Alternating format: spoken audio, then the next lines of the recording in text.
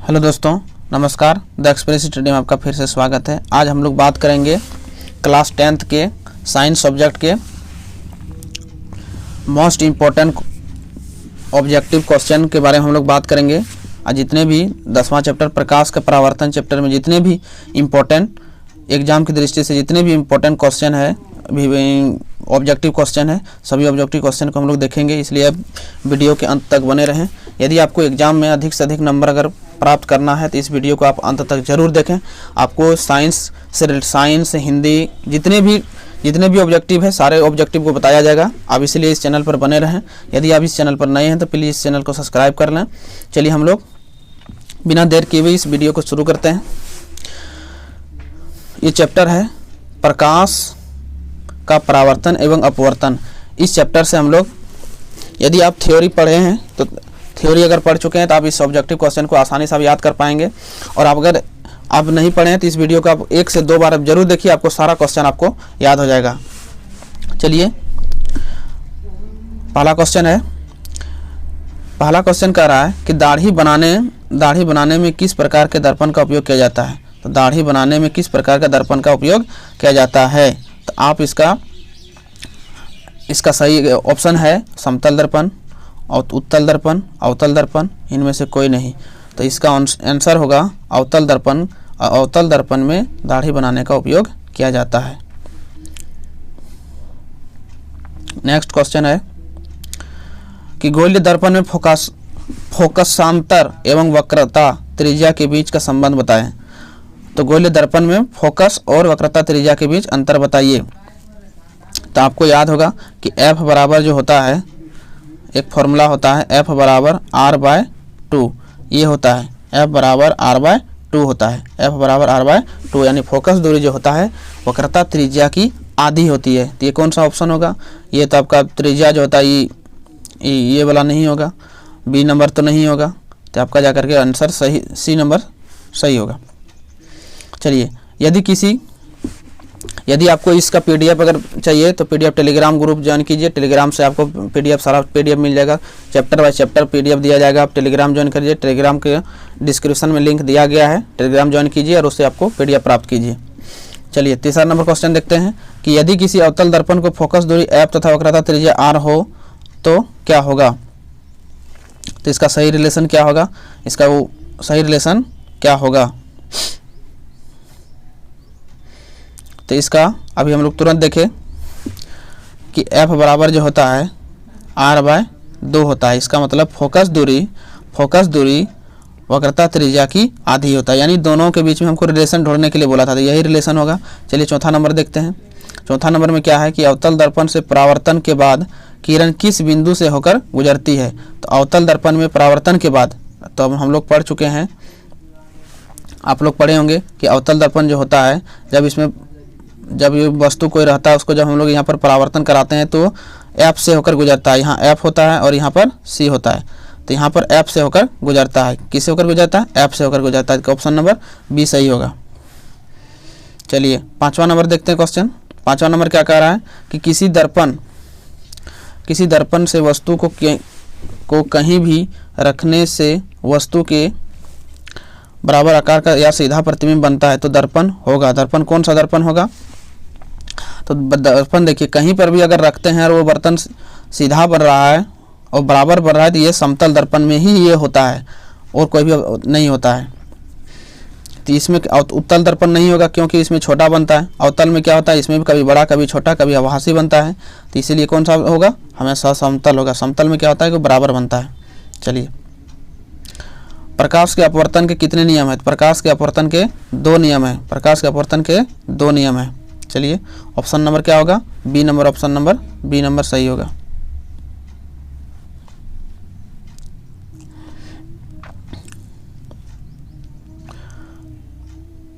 अब यहाँ 7 नंबर देखिए। 7 नंबर क्या है? प्रकाश वर्ण विक्षेपण किस उपकरण के माध्यम से होता है। ऑप्शन नंबर ए दर्पण, option number B lens, option number C prism. किससे होगा? प्रकाश का वर्ण विक्षेपण किस उपकरण के द्वारा होता है? 7 रंगों में विभाजित करता है, किसके द्वारा होता है? तो दर्पण से नहीं होता है, लेंस से नहीं होता है, किससे होता है? तो आपका जाकर ये दोनों ऑप्शन गलत है। आपका ऑप्शन नंबर सी होगा, प्रिज्म के द्वारा 7 रंगों में विभाजित किया जाता है। चलिए 8 नंबर देखते हैं। 8 नंबर क्वेश्चन क्या कर रहा है, किसी गोलीय दर्पण की वक्रता त्रिज्या 50 हो, वक्रता त्रिज्या मतलब आर जो है आपका 50 दिया हुआ है, तो बोल रहा है उसकी फोकस दूरी क्या होगा। तो फोकस दूरी बराबर क्या होता है, आर बराबर होता है, एफ बराबर होता है आर बट्टे 2। तो आर का मान है 50, तो बट्टे 2 हो जाएगा, यानी कितना हो जाएगा 25 आंसर हो जाएगा इसका। 25 कितना, ऑप्शन नंबर सी। चलिए अब देखते हैं कि 1 मीटर फोकस, 9 नंबर देखिए कि 1 मीटर फोकस दूरी वाले उत्तल लेंस की क्षमता होगी। उत्तल लेंस की 1 मीटर फोकस दूरी, यानी 1 मीटर जिसका अगर फोकस दूरी है एफ बराबर अगर 1 मीटर है, तो उसको हम लोग एक डायोप्टर बोलते हैं, एक डायोप्टर बोलते हैं, यानी ये होगा। और डायोप्टर ये माइनस में नहीं होगा, ये 2 डायोप्टर भी नहीं होगा। जब फोकस दूरी 1 है तो यही होगा, एक डायोप्टर होगा। 1D का मतलब वो एक डायोप्टर। 10 नंबर में कह रहा है कि किसी उत्तल लेंस की फोकस दूरी हमेशा होती है, फोकस दूरी हमेशा होती है। तो उत्तल लेंस जो होता है, तो उत्तल लेंस में ध्यान दीजिए कि उत्तल लेंस जो होता है, उत्तल लेंस में इसका जो फोकस जो होता है उत्तल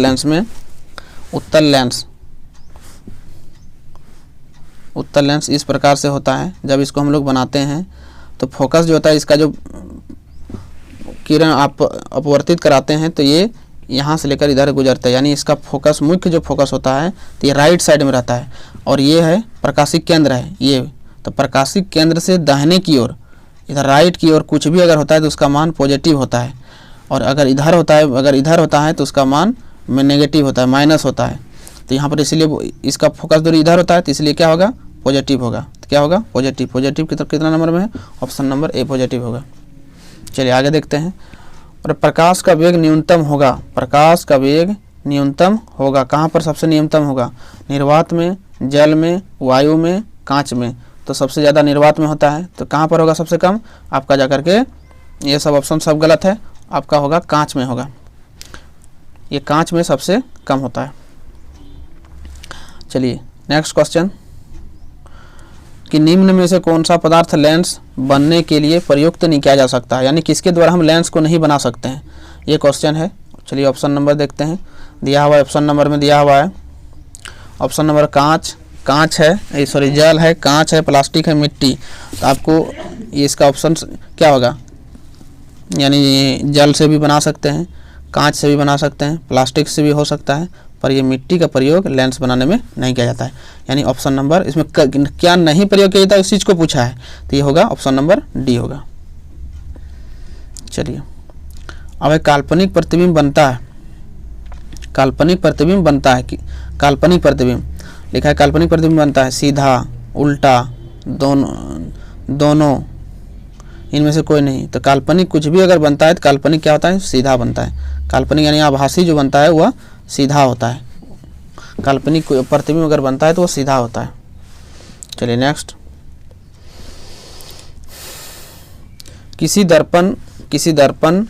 किस दर्पण से हमेशा वस्तु से छोटा प्रतिबिंब प्राप्त होता है, समतल, उत्तल, अवतल। ऑप्शन नंबर कौन सा सही होगा, तो उत्तल दर्पण जो होता है, उत्तल दर्पण में हमेशा प्रतिबिंब जो बनता है वो वस्तु से छोटा बनता है।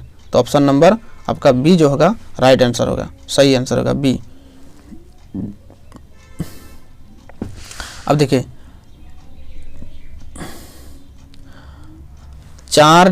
4D यानी 4 डायोप्टर क्षमता वाले अवतल लेंस की फोकस दूरी होगी, तो आपका ये होगा, इसका आंसर होगा 25 सेंटीमीटर। 25 सेंटीमीटर क्यों होगा, क्योंकि 4D बोला है, इसका मतलब इसका जगह फोकस दूरी जो है, यानी इसको बोला जाए निकट दृष्टि दोष है, माना न्यूनतम दूरी किसका होगा, तो न्यूनतम दूरी 25 सेंटीमीटर होता है।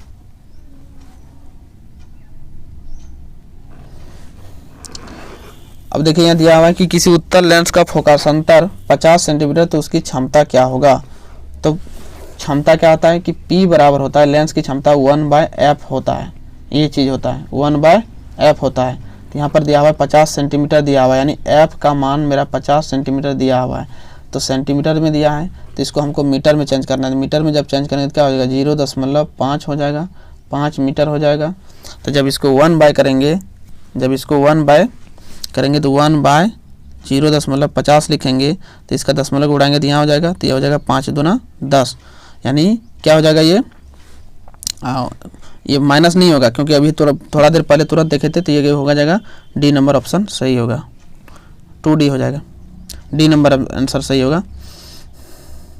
प्रैक्टिस करने के लिए आप लोग को देखिए आंसर भी साथ ही साथ दे दिए हैं, पर अपने से प्रैक्टिस कीजिएगा, आंसर को जवाब सही दीजिए और आप कमेंट बॉक्स में भी बताइएगा कि आपका आंसर सही कितना हो रहा है।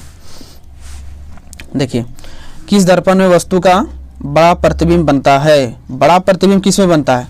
तो समतल में तो बराबर बनता है, उत्तल में तो छोटा बनता है, तो किस में बनेगा? अवतल में होगा। किस में होगा? अवतल नंबर, यानी option number B, option number B होगा। देखिए अब है यहाँ 2D क्षमता वाले लेंस का फोकसांतर होता है 20 सेंटीमीटर, 30 सेंटीमीटर, 40 सेंटीमीटर, तो आपका ये 30 सेंटीमीटर होगा आंसर सही। अब देखिए, प्रकाश के परावर्तन के कितने नियम हैं? तो प्रकाश के परावर्तन के कितने नियम हैं? प्रकाश के परावर्तन के 2 नियम हैं, ऑप्शन नंबर सही। अब समतल दर्पण द्वारा बना प्रतिबिंब होता है, समतल दर्पण द्वारा बना प्रतिबिंब होता है, समतल दर्पण द्वारा बना प्रतिबिंब होता है। ऑप्शन आपका सब नहीं दिख रहा है, दिखा रहे हैं। तो एक वास्तविक है, काल्पनिक है, दोनों है, इनमें से कोई नहीं, तो क्या होगा? समतल दर्पण में हमेशा काल्पनिक प्रतिबिंब बनता है, इसलिए क्या होगा? ये जो है आपका ऑप्शन नंबर बी सही होगा। चलिए 21 नंबर देखते हैं। जब प्रकाश की किरण हवा से कांच में प्रवेश करती है तो मुड़ जाती है, किधर मुड़ती है? तो इसका नियम है, आप नियम को जानिए। जब देखिए मान ये कांच है, ये अभिलंब है, जब प्रकाश की किरण जब इधर से इधर आती है, यहाँ विरल माध्यम है, ये बाहर में जो है विरल माध्यम है, और ये कांच है, तो इसमें क्या होगा? सघन माध्यम होगा, सघन मतलब घना होगा। तो जब यहाँ पर विरल माध्यम से सघन माध्यम में प्रवेश करती है तो प्रकाश का क्या होता है? चाल घट जाता है, जिसके कारण से क्या होगा?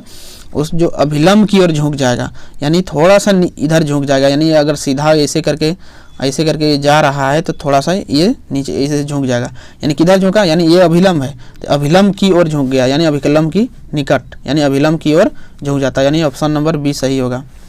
चलिए 22 नंबर में क्या है? किसी दर्पण से आप चाहे कितनी ही दूर खड़े हो, आपका प्रतिबिंब सदैव सीधा प्रतीत होता है, संभवतः दर्पण होगा। अब हमेशा वो सीधा बनता है, तो क्या होगा? केवल समतल, या तो समतल, या तो उत्तल, या केवल उत्तल। तो देखिए समतल में भी होता है और उत्तल में भी होता है, इसमें हमेशा सीधा बनता है, केवल समतल में नहीं उत्तल में भी बनता है, इसीलिए क्या होगा? समतल और या अवतल दोनों ही आंसर सही होगा, यानी ऑप्शन नंबर बी आपका सही है, ऑप्शन नंबर बी आपका सही है। देखिए फोटोग्राफी का कैमरा अभिदृश्यक के लिए होता है, तो फोटोग्राफी का जो कैमरा होता है आगे तरफ जो लगाया जाता है, फोटोग्राफी कुछ भी अगर होता है तो उसमें कौन सा कैमरा लगाया जाता है? तो उसमें उत्तल लेंस लगाया जाता है, उसमें उत्तल लेंस लगाया जाता है, ऑप्शन नंबर ए सही होगा। उसके बाद साइड मिरर के रूप में, गाड़ी में जो रहता है साइड के रूप मिरर के रूप में, यानी बगल में जो रहता है, गाड़ी ड्राइवर के बगल में रहता है, तो उसी को साइड मिरर कहा जाता है। साइड मिरर के रूप में प्रयुक्त तो होता है, क्या होता है? अवतल दर्पण, उत्तल दर्पण, उत्तल लेंस, क्या प्रयोग होता है? तो कौन सा दर्पण होगा? ऑप्शन नंबर बी आपका राइट आंसर होगा, सही आंसर होगा। तो याद रखिएगा उत्तल दर्पण आपका वेरी इजी क्वेश्चन है, थोड़ा सा 1 से 2 बार आप देख लीजिएगा तो आपको सारा क्वेश्चन याद हो जाएगा। आप अगर चाहें तो आप 100 में 100 साइंस में नंबर ला सकते हैं, इसलिए सभी को ध्यान से देखिए और वीडियो के अंत तक आप बने रहें। अब है ऑप्शन नंबर 25 नंबर का क्वेश्चन है कि एक अवतल दर्पण की फोकस दूरी 10 सेंटीमीटर, यानी एफ बराबर आपका 10 सेंटीमीटर दिया हुआ है, फोकस दूरी बोला है, उसकी वक्रता त्रिज्या क्या होगा? यानी आर बराबर पूछा है, तो आर बराबर होता है 2 गुना एफ, यानी 2f होता है। आर क्या होता है? वक्रता त्रिज्या उससे 2 गुनी होती है, फोकस दूरी से 2 गुनी होता है, तो यहाँ कितना दिया हुआ है? 10 दिया हुआ है, तो 10 गुना 20 हो जाएगा, ऑप्शन नंबर बी सही होगा। लेकिन यहाँ ऑप्शन नंबर बी सही होगा, पर यहाँ सी लिख दिए हैं तो ये गलत है, यानी ये क्या होगा? ऑप्शन नंबर बी होगा, यानी 20 होगा।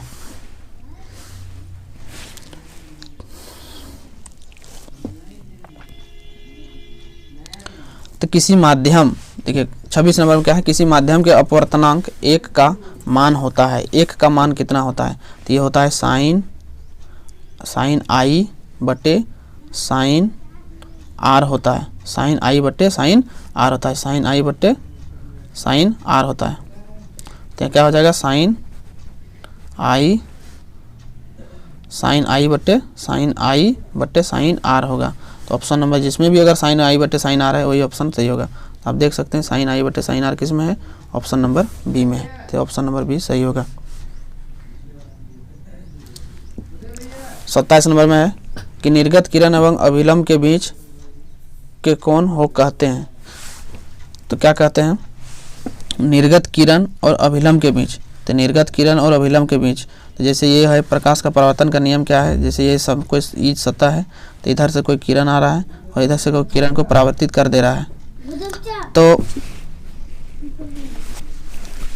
तो निर्गत किरण ये है और ये अभिलंब है, तो इसके बीच में इसको हम लोग बोलते हैं परावर्तन कोण बोलते हैं। इसको बोलते हैं, इधर से किरण आ रहा है तो इसलिए इसको बोलते हैं आपतन कोण, इसको बोलते हैं आपतन कोण। और यहाँ से ये जो को ये परावर्तित किरण है, ये वाला परावर्तित किरण है, इसलिए बोलते हैं परावर्तन कोण। तो ऑप्शन नंबर बी सही होगा, परावर्तन कोण होगा।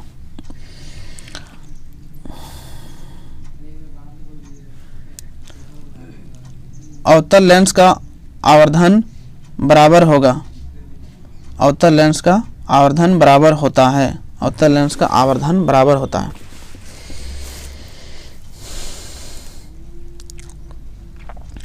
अवतल लेंस का आवर्धन बराबर होता है यानी m बराबर होता है, m बराबर होता है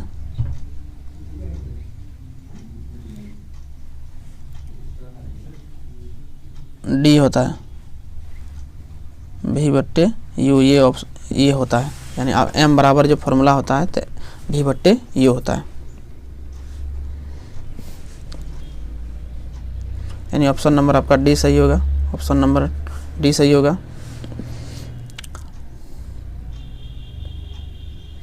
अब देखिए यहाँ दिया हुआ है कि सरल सूक्ष्मदर्शी में किसका उपयोग होता है, अवतल दर्पण, उत्तल दर्पण, अवतल लेंस, उत्तल लेंस। तो उत्तल लेंस का प्रयोग होता है।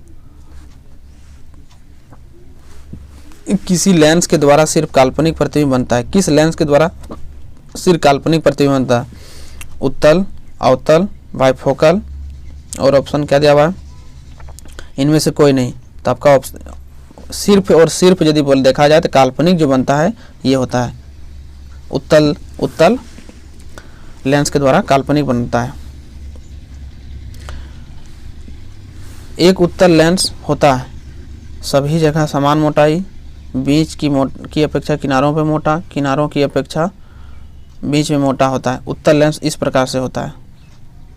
तो आप देख सकते हैं कि बीच में आपका मोटा है और साइड में दोनों किनारों क्या होता है, पतला होता है। सभी जगह समान होते हैं, ये गलत होगा।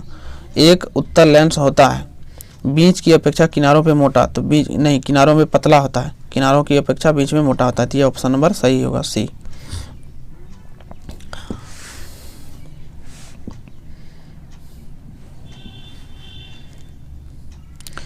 अब देखिए 32 नंबर क्वेश्चन क्या कह रहा है कि किसी बीम का वास्तविक तथा समान आकार का प्रतिबिंब प्राप्त करने के लिए बीम की उत्तल लेंस के सामने यहाँ रखना होगा। किसी बीम के वास्तविक तथा समान आकार का प्रतिबिंब प्राप्त करने के लिए उत्तल लेंस में कहाँ पर रखना होगा, लेंस के मुख्य फोकस पर, फोकस दूरी की दोगुनी पर, फोकस लेंस के प्रकाशिक केंद्र तथा मुख्य फोकस के बीच, अनंत पर। तो इसका ऑप्शन नंबर बी सही होगा, ऑप्शन नंबर बी सही होगा। यानी फोकस दूरी की दोगुनी पर, यानी फोकस दूरी की दोगुनी पर यानी 2f1 पर रखना होगा। देखिए अब ये इसमें क्या कह रहा है,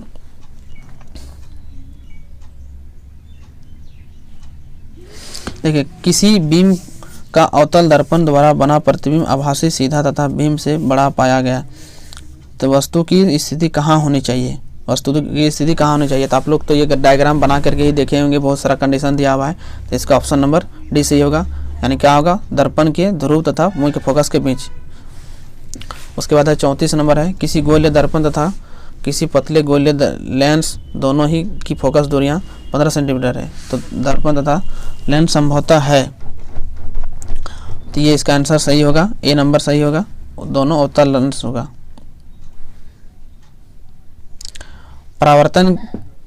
परावर्तन के नियम के निर्धारित होता है, परावर्तन का नियम निर्धारित होता है।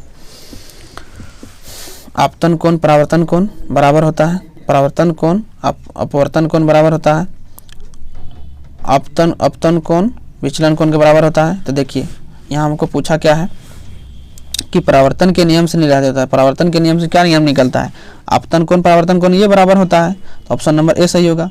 ये तो नहीं होगा क्योंकि यहाँ पर बोला है परावर्तन कोण अपवर्तन कोण, तो इसमें अपवर्तन नहीं होता है, अपवर्तन इसमें नहीं होता है, अपवर्तन कोण नहीं होता है। हमको परावर्तन पूछा है तो ये भी नहीं होगा, ये भी नहीं होगा, यानी ऑप्शन नंबर ए आपका सही होगा। चलिए तो इसमें देखते हैं किसी लेंस की मुख्य फोकस की संख्या कितनी होती है, मुख्य फोकस की संख्या कितनी होती है लेंस में। तो लेंस में 2 मुख्य फोकस होता है। जैसे आप लेंस को बनाते हैं तो ये होता है, तो यहाँ पर भी एफ होता है और यहाँ पर भी एफ होता है और यहाँ पर सी होता है और यहाँ पर सी होता है, यानी इसका 2 गो होता है एफ, यानी 2 फोकस होता है। उसी का नाम हम लोग 2f1 और f2 देते हैं, 2f2 देते हैं। प्रकाश की किरणें गमन करती है, प्रकाश की किरणें कैसे गमन करती है, सीधी रेखा पे गमन करती है, यानी ऑप्शन नंबर ए सही होगा। नेक्स्ट क्वेश्चन, सर्च लाइट का परावर्तक सतह होता है। तो सर्च लाइट का परावर्तक सतह जो होता है वो अवतल होता है। नेक्स्ट क्वेश्चन, अवतल दर्पण की फोकस दूरी तथा उसकी वक्रता त्रिज्या क्या होती है। अवतल दर्पण की फोकस दूरी उसकी वक्रता त्रिज्या क्या होता है, आधी होती है, वक्रता त्रिज्या की आधी होती है। वक्रता त्रिज्या क्या होती है, आधी होती है, यानी आर बराबर जो होता है, नहीं आर बराबर नहीं, एफ बराबर जो होता है, एफ बराबर जो होता है r/2 होता है, वक्रता त्रिज्या की आधी होती है। नेक्स्ट क्वेश्चन, जब प्रकाश की एक किरण एक माध्यम से दूसरे माध्यम में जाती है तो अपने पूर्व पथ से विचलित होती है, इसे क्या कहते हैं। तो इसे प्रकाश का अपवर्तन कहते हैं, प्रकाश का अपवर्तन कहते हैं, यानी प्रकाश का अपवर्तन कहते हैं। ऑप्शन नंबर बी सही होगा। अब देखिए यह प्रकाश की 41 नंबर है कि प्रकाश की एक किरण जब विरल माध्यम से सघन माध्यम में आती है तब वह अभिलंब से दूर मुड़ जाती है, सीधी निकल जाती है, अभिलंब की दिशा में जाती है। प्रकाश की किरण विरल माध्यम से, एक जैसे बना लेते हैं कोई शीशा का, तो ये सघन माध्यम हो गया, और बाहर में क्या है कि विरल माध्यम है। तो यहाँ जब प्रकाश जैसे ये अभिलंब हो गया, तो यहाँ पर ये कोई अगर प्रकाश की किरण यहाँ पर ड्रॉ कर रहा है, तो जैसे ही यहाँ पर आएगा, ये अंदर घुसेगा, तो क्या होगा कि ये सीधा न जा करके ये टेढ़ा थोड़ा सा हो जाएगा। तो हमको क्वेश्चन क्या कर रहा है, प्रकाश की एक किरण जब विरल माध्यम से सघन माध्यम में आती है तब वो क्या होता है, अभिलंब की ओर मुड़ जाती है। यानी यहाँ पर ए नंबर में हमको बोला है कि अभिलंब से दूर मुड़ जाती है, नहीं ये गलत है। सीधी निकल जाती है, ये भी गलत है। अभिलंब की दिशा में जाती है, ये भी गलत है। यानी ऑप्शन नंबर डी में क्या है कि अभिलंब की ओर मुड़ जाती है, यानी अभिलंब, जैसे अभी तुरंत बताए कि अब इसे अगर सीधा ना जा करके ये क्या होता है, जैसे ये अभिलंब है तो ये सीधा ना जा करके ऐसे मुड़ जाता है, मतलब थोड़ा सा ये हो जाता है, ड्रॉप हो जाता है, अभिलंब की ओर झुक जाता है। अब ये है प्रकाश की किरण 2 माध्यमों में अलग करने वाली सतह लंबवत पड़ती है तो वह अभिलंब से दूर मुड़ जाती है, बिना मुड़े सीधे निकल जाती है, अभिलंब की ओर मुड़ जाती है, 7 रंगों में बढ़ जाती है। तो ऑप्शन नंबर बी आपका सही होगा।